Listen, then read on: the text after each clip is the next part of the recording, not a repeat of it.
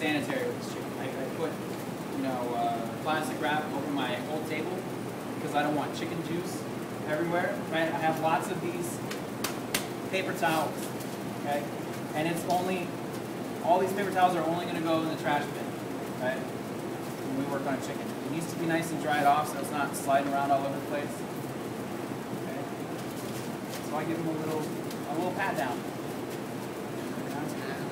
Two reasons for this. One is it reduces the amount of sloppy juice that's everywhere. And the second reason is that it's so much safer to work on a dried chicken because you're not sliding around all over the place, right? Okay. Got a sanitation bucket and all that stuff. We'll talk about all these different parts of this chicken. And each chef here starts off the chicken just a little bit differently. They cut up the chicken just a little bit differently. But in the end, all the results come out the same. Okay, so don't worry about that. Now, got my chicken. This little guy right here is going to go in the trash. We make sure that it's not dripping everywhere. When you guys go to get your chickens, make sure that you take over a pan for your whole team. They all go into the bin, and then you take them back to your team in the bin. I don't want to see chicken juice all over the floor. Okay, it happens all the time. Now, we get plenty of ice in a bin underneath, pan on top, and that ice should be all the way up to the bottom of this pan, should be touching, because it should be nice and cold. We want to keep everything that's raw cold and covered all the time, okay? Because, why? You tell me why. Bacteria. What specifically for the chicken? Salmonella. Salmonella. But there's other stuff too. So, you guys recognize this? No? Yes, chef. Yes. It's your boning knife. Okay? It needs to be extremely sharp. You know it's a boning knife because it's very rigid. It doesn't bend. Okay? It's got a nice narrow blade. The purpose of this knife is to separate meat from bone. Separate meat from bone. Okay? I don't want you to think of it as cutting, slicing, dicing, all that stuff. The only thing that we do with this knife is separate meat from bone. And that's what we do when we fabricate this chicken. Okay? So I'm going to show you real quick what the expectation is. You guys all have a rubric that I gave you for your midterm. This is going to be on your midterm. You need to be able to do this in 15 minutes. Okay? Now, this is the way that we hold a boning knife. Just like this. If you're not comfortable with that, you can hold it the regular way by the handle. That's fine. It's just a lot easier to fabricate a chicken this way. Let me show you. Okay? So, you can change grips if you need to. These little wings right here, right? These little wing tips, we don't use those. Those go in the stock pot. So when we talk about like usable scrap, these are going in the stock pot. These are full of collagen. They're wonderful in the stock pot. Okay? So I take those off in the beginning so that I don't forget. Okay? Next thing. Take a look at this chicken. We have our legs, right? Thighs, in the back. What's this little piece of meat that's right here? You may know? It's called the oyster. Right here. This is where it is. You look at the back of it, right as the thigh connects there, it's called the oyster, right? This is the tenderloin of the chicken. Those little tenderloins that you buy in the grocery store, those little strips, like chicken strips, that's not a tenderloin. This is like the tenderloin of the chicken. It's a very tender piece of meat. It's a piece of dark meat. Usually we reserve that for very special guests, and we want to make sure that it's very flavorful, first of all. Very tender. And you take that off by itself and you put it on a skewer and grill it or saute it or make it up however you want. But we never, ever, ever leave that in there. I want to stress that because somebody always leaves it attached to the chicken. Okay? Next thing, we've got our wings. There's two joints for the wing, right? The first one and the second one. Turn this over. Still a little slimy. I'll dry them off. Now, when you're looking at this guy, right? This is the back, this is the top. So he's running around like this, right? Now, what we want is we want to make sure that we take a look at where the joints are, okay? Because at no point in this process, besides the wishbone, are we going to be cutting through any bones.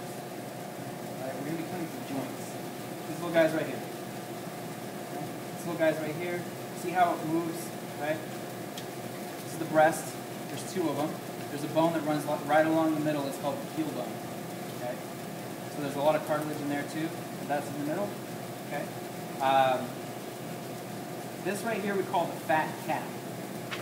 All right, sometimes you'll see a lot of fat hanging off the end of here. This is all fat. We're going to trim that off a little bit later. Okay, you can trim it off at the beginning or at the end. It doesn't really matter.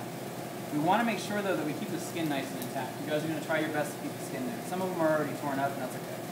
Some of them for these. Something's burning. Something's burning, guys. What's going on over there?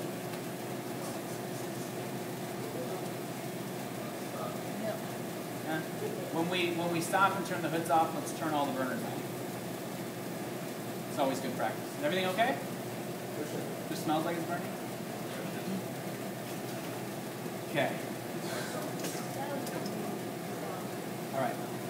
Now, I have been told ever since I started cooking that this right here, this tail, right, doesn't belong in the stock, so we don't put it in there. It has a lot of fat, and chicken's a type of waterfowl, along with ducks and all those other things, and this is where their scent glands are, is what I've been told.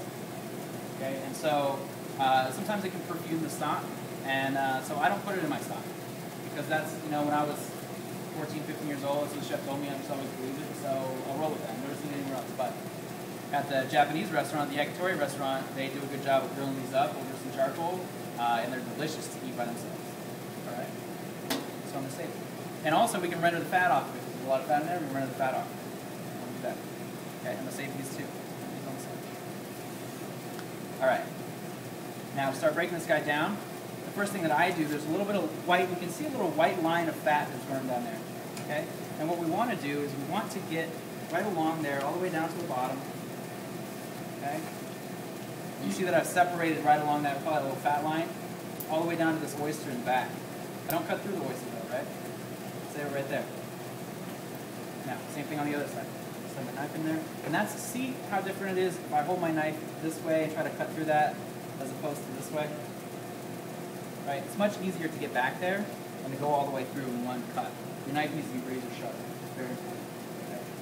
Now, I use that as kind of a little base for me to work on the breast here. If you take a look inside, the top, right where his neck is, this is his neck, there's a wishbone right along there. It's basically, if it was you, it would be your collarbone. Okay? There's two ways you can go about it. You can cut through when you cut through the breast, or you can cut it out when you start. Right? To cut it out before we start, we're going to take this. You can feel it right here. You can't see it, but you can feel it. I cut on the outside of it. Okay, 2 little incisions, and then I'm going to stick my fingers in there, and I'm going to feel all the way up to the top of the wishbone. This one's already broken. No wish for me. Okay, and then I pop it off. And then it should come out rather easily, especially if it's not already broken.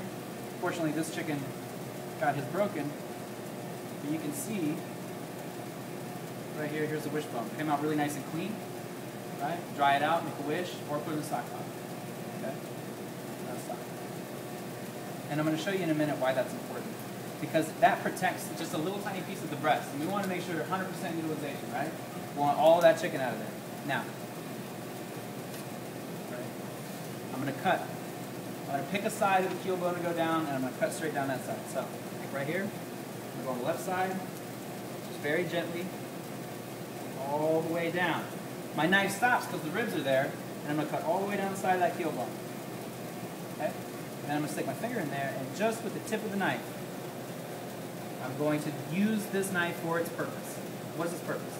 Separating meat from bone. If you got meat on both sides of your knife when you're slicing through this, you're not separating meat from bone, you're slicing up the meat. Right?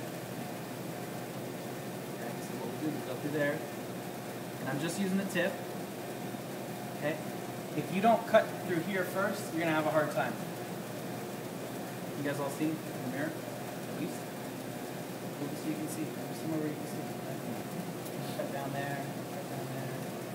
You go all the way down. Now, I'm just going to show you.